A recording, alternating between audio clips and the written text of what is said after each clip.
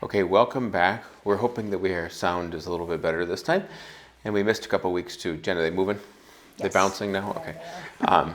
And we didn't, it's been we had an installation of our new bishop last week. Bishop Bonici is our bishop now. And that took a lot of more energy. I just had to sit there, but it still took a lot of energy to get it all under control. And it was just a long week. So thank you for your patience, and we are happy to continue with these reflections. We are going to, I'm gonna, because we missed the last 2 weeks and the last one you can hear, I'm gonna combine the scrutinies a little bit into one, very briefly, and then continue with the Passion. But we're not gonna read the whole Passion today. Jen's probably happy to hear that. We're gonna do the second reading, which is from the letter to the Philippians. A reading from the letter of St. Paul to the Philippians. Christ Jesus, though he was in the form of God, did not regard equality with God something to be grasped. Rather, he emptied himself, taking the form of a slave, coming in human likeness, and found human in appearance. He humbled himself, becoming obedient to the point of death, even death on a cross. Because of this, God greatly exalted him and bestowed on him the name which is above every name, that at the name of Jesus every knee should bend, of those in heaven and on earth and under the earth, and every tongue confess that Jesus Christ is Lord, to the glory of God the Father. The word of the Lord. Thanks be to God. So we have this reading, that's the second reading for Palm Sunday. And we are coming up here very quickly to Palm Sunday, which we can't believe. Lent has flown by. And of course, we just realized that we just had Christmas, it feels like, and we're back into it. So the days and years seem to go quicker, more, the longer the more we have, the faster they go, so to speak. But, okay, so in Lent, especially in Year A, you have these scrutiny readings. Now, if you've watched all these videos, you've heard me say this before. So these scrutiny readings are the third, fourth, and fifth Sundays have those readings of the woman at the well, the healing of the man born blind, and the raising of Lazarus. When I was in graduate school, I was studying these 3 weeks in some detail because I really had a strong feeling for these readings. So I wouldn't call myself an expert on the OCAA rites, although I've learned a lot in the last month or two, or in the last several years too. But I would also encourage people to understand when you hear these Year A readings, what they're doing. Now, having said that, the general rule, which no one really follows terribly exceptionally, is that these readings are always optional. So a pastor may choose to do these readings when they wish. In this parish, we've always done them. Now, and they're not optional when you have catechumens. So what many parishes will do, they'll do the scrutinies at one Mass, and they'll say those will be the readings, and we'll do Year A for those readings, and when we're in Years B and C. And then other times you'll have okay, well, we'll just do Year A. And people feel like they're shortchanging people if we don't do Year B and C. I'm somebody who does not have this problem. I always prefer the Year A readings, even to the wonderful readings that we do in Years B and C. And I also prefer that if we have catechumens in the parish, that we don't just do these readings at one Mass, that we do these readings at every Mass. It helps with the priests that they understand that the preaching is consistent and so on and so forth. So I've always preferred to use Year A readings if we can. Okay, so the reason for that is because of the content of the readings, and it won't take long to explain this. But these readings were used and chosen, and historically have been readings that were presented for the preparation of people for baptism.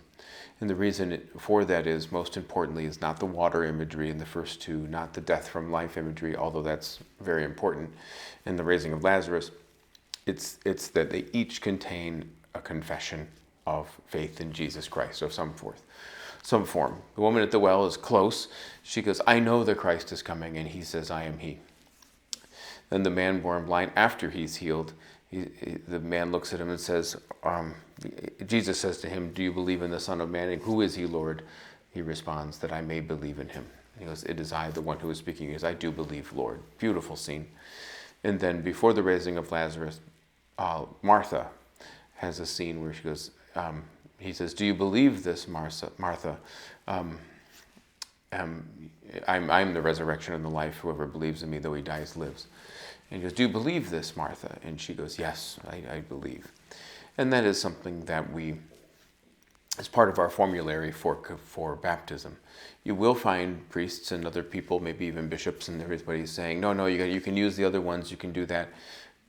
But it's that confession of faith, and then Jesus does something impossible in each of those readings for each of those people as a result of the faith, even though in some cases it's after the event on the second one.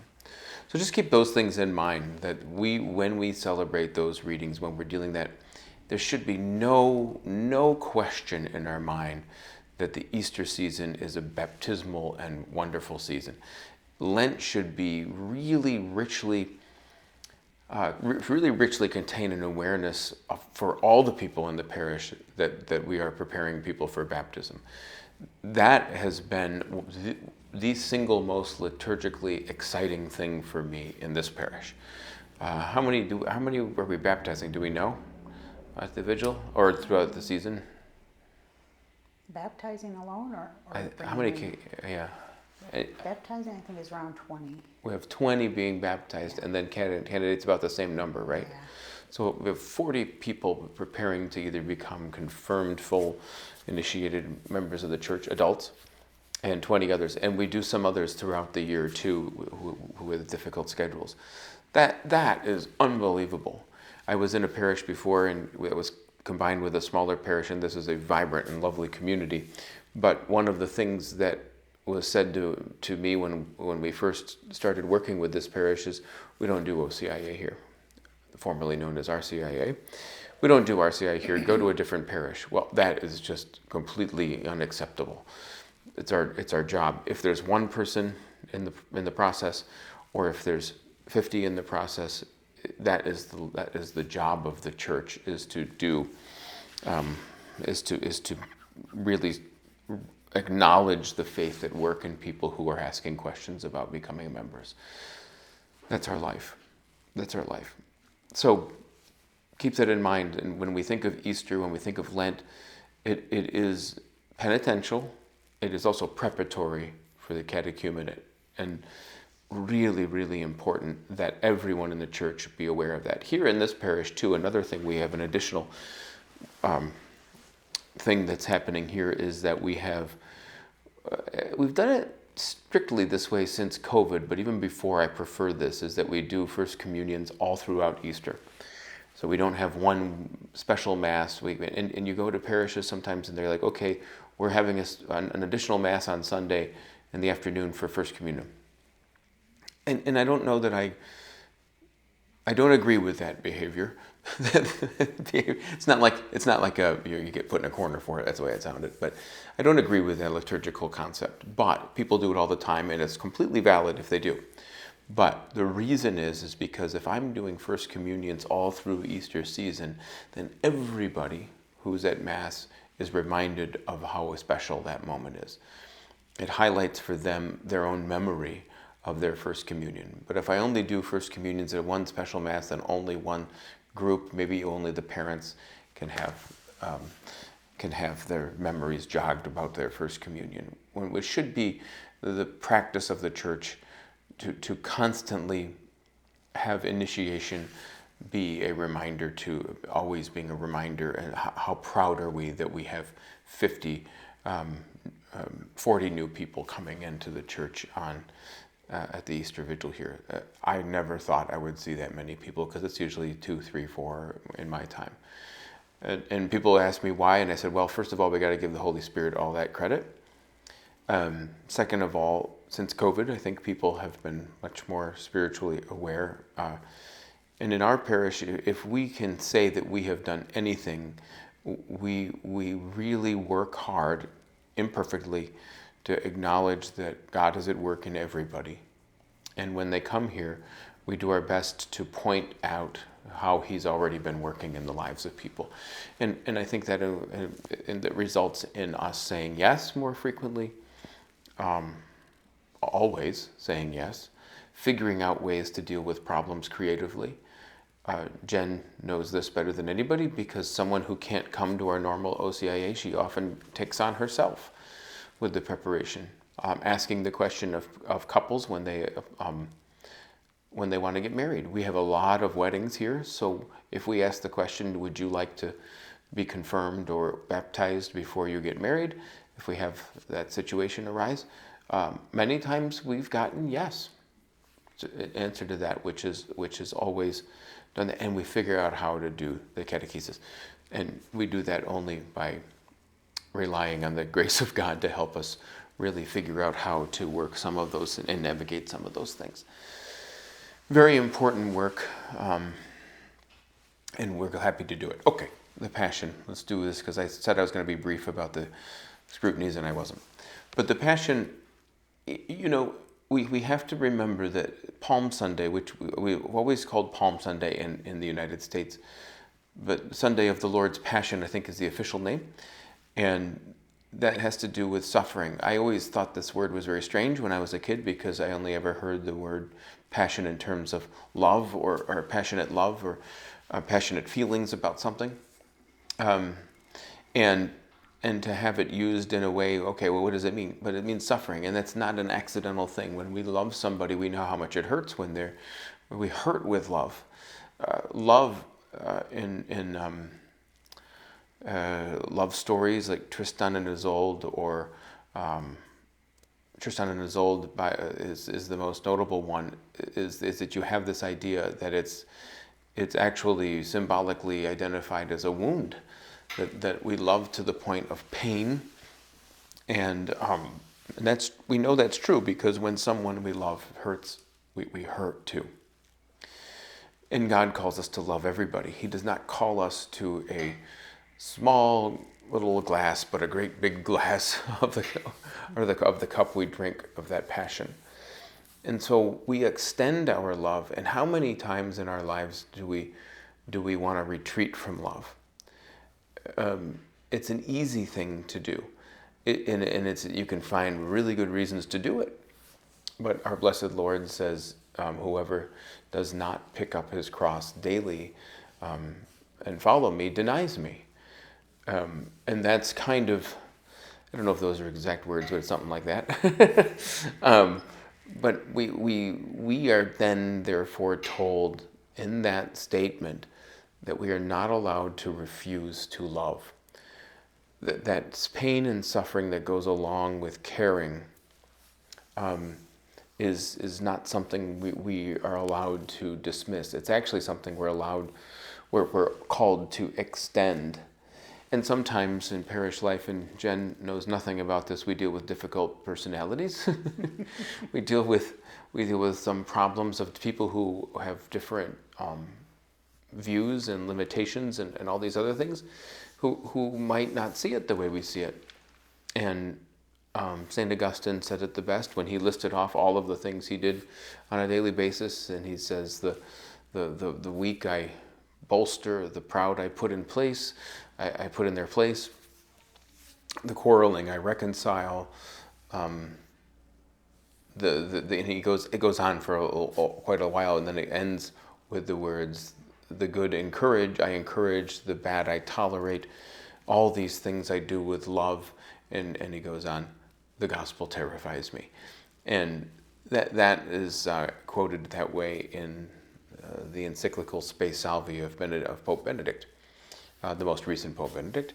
And we understand that what we're called to is one of really loving each other, being patient with each other. And man, that is hard. In fact, it's just like the scrutinies. It's not possible without his help some days. The other thing I'll say about this is that it brings us to a sense of forgiveness. Every once in a long while, thankfully, someone will come up to me and say something like, you did this 5 years ago, and I've been mad at you every day since. And part of me is, and this is part of me that's maturing, is let me say I'm sorry to you if I need to do that. Number one. Number two is, if you have been mad at me for 5 years, part of that's on you. Because we really need to understand and have an appreciation of forgiveness. It's too long to be mad at anybody for longer than a moment. And sometimes you got to go through emotions, you got to deal with it, you got to calm down, you've got to sleep on it, you've got to rest, you've got to pray, you've got to do all of those things, you've got to talk to people, always with holiness. But when it comes to it, God's not going to ask the person you were mad at, well, why didn't you know that they were mad at you for 5 years? They're going to ask you, why did you carry that for so long? Why did you do that? Why did you hold that against the other? And people can do really horrible things to each other, and we're still called to be forgiving and patient. And once we realize how tall that glass is that God has poured for us, we start to understand Christianity, that we need Him every day of our lives for reconciliation, for forgiveness, and for all of those things. Now, that's just one little piece of the Passion. The most important thing, especially as we approach Good Friday, will be the Passion on that day, on Good Friday, always just leaves me very... I usually cry on Good Friday at some point in the day, if not during the liturgy itself, because I really get this sense of what it must have been like for the disciples to say that the last time we saw Him, we ran away, we denied Him, we went back to our lives, we gave up. That was not the end of the story, of course. But on that day in particular, I rest, or I'm restless in that idea, and that's something that we can all happen to us. How many of us don't wish for one final moment with somebody where we could have seen them one more time, that it's died? There's very few of us that have an experience of not wanting that with somebody. So we remember that for the disciples, when all seemed lost, as Jesus died on the cross, the great gift we're given is that God raised this man first, that He lived this amazing life that restored our life by His living of it. And by His giving of it willingly for us. He gave up everything He could have been for everything that we could be, so that we could become that. That's an amazing, inhuman, that's divine love. And we're called to love each other in that way, even our enemies. So people who are getting under our skin, who are driving us crazy, people who are difficult to deal with, it's important for us to desire their success too, and not to judge, but to ask God for continued presence, but in loving presence to one another, that we might be built up. Not always possible, but God makes things that are impossible possible all the time. So pray. Okay, so as you get ready here for Holy Week, be vigilant, be really strong, do the best you can. Don't be hard on yourself for not doing your observances perfectly. If you improved at all, that's a start. And I would suggest that you just simply pray as hard as possible, especially for people who are difficult to deal with, or those most in need.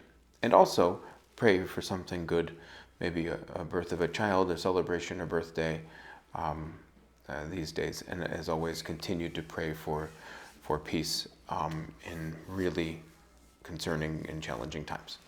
So, too long, but that's what you get. It's almost Holy Week. And we thank you for joining us, and we look forward to seeing you at our liturgies here or seeing you online. We still have a dream of really, professionalizing this whole operation, but we'll see what we get. But thank you very much for being with us, and we will see you for our reflection next week for Easter.